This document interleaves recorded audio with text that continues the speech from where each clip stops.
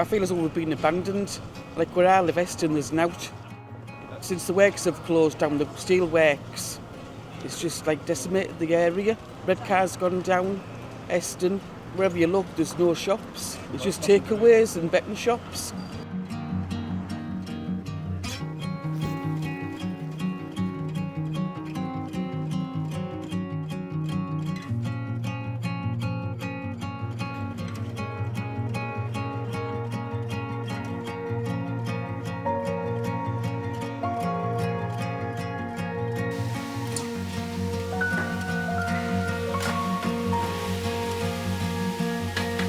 In my opinion, the reason we have got this situation in Teesside, well, and in the UK as a whole, but predominantly here on Teesside, stems from being school age, and that's not so much just the children's fault, but the parents at home haven't had the education.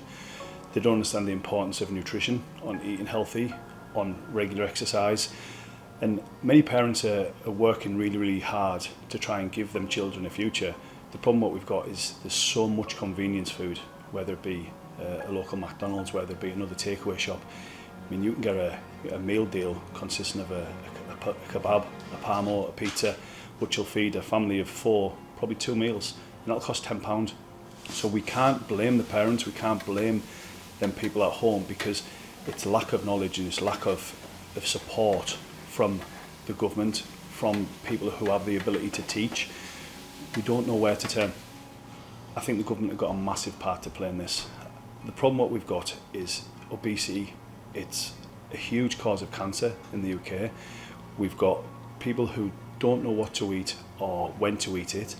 We've got supermarkets and takeaways offering unhealthy food, sugary foods, bad choices for such low prices.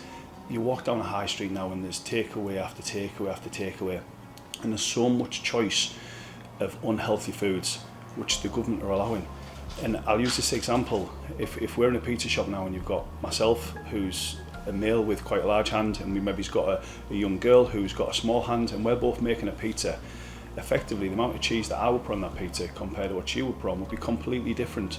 So we can't guarantee the calories when nothing is weighed out, and that is the issue, is that there's no regulations to ensure that calories we are consuming are what are being advertised, if they're being advertised at all.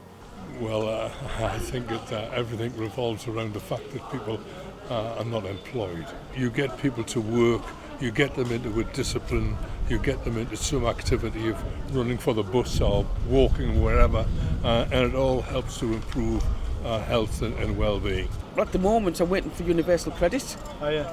I've got a full of farming, liver farming, from out to see how it affects my health. Oh really? So I'm getting help with that. I haven't worked for 36 years. And what's the health? Got married, had 4 children. Yeah. 2 were disabled. Oh, I see. Goodness. So that's why I haven't worked for and I've got loads of health problems now. Have you? Yeah. What do they involve? My neck. I've had both my knees done. Knee replacements. Yeah. I've got problems with my lower back. Right. And my eyes. So how old are you, Peter? I'm 62. 62. Yeah. I did used to work in construction. I was a construction labourer for about 4 years. I found it difficult, obviously, getting a job interview and all that. It was, it was awkward, and trying my best and all that. And I've done it for 4 years. Loved it. Didn't need much qualifications. Found it hard to. I can't get a job now. I haven't got any qualifications now.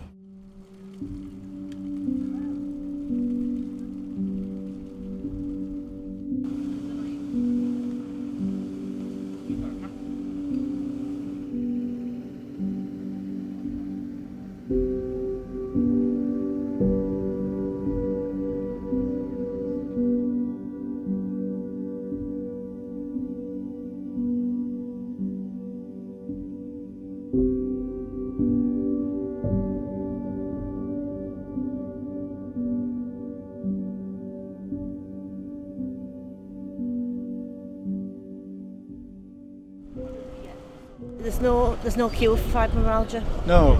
So it's just an ongoing condition that I have. I have lymphedema also in my legs, back pain.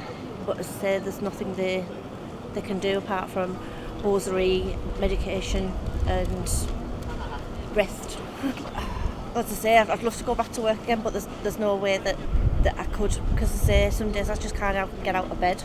Yeah, is it really debilitating? Yeah. Yeah. So some days it might be 3 days that I'm in bed before I can actually get out again. Yeah. And then, as I say, the housework and stuff's done by my son. So before, I've been a hairdresser, I've been admin. My last job, I was assistant manager in a charity shop. Well, and I was diagnosed with autism, and I feel like there's not always kind of like enough, not enough like learning disability places. So I go for walks. I mean, walking's probably the best place to do things in life with, diagnosed with LD and all that. The problem with these surveys is that they compile an awful lot of data, but what we actually require is action. The data is there.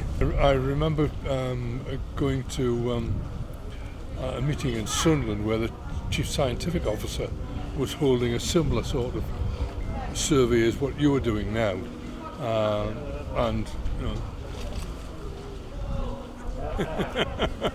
Yeah. I'm waiting for it to fall out of the sky. Nothing's come to pass. No. Well, they're building a place in Loftus now. It's like a skills centre for if you haven't got qualifications, go to like a skills centre, get GCSEs and stuff like that as well. So that's a good step, I suppose. The Redcar Council are doing, you see. So Is that where you're from, it's life's a bit of a roller coaster at the minute. It's up and down, and it's it can be stressful sometimes. Like I've just walked along there, and there's a guy in a sleeping bag, fast asleep on the floor. Undoubtedly, if I pulled the thing back, I'd find it was a relatively young guy. Whereas at one time, before the advent of a lady called Thatcher, Yeah. we used to have some industry where these guys could go and work. Of course, but that just doesn't exist here. No. Of course, and hasn't for a long time. No. But when we came here 50 odd years ago, we left the Tyne, which was absolutely buzzing with work, and we came to Teesside, which was exactly the same.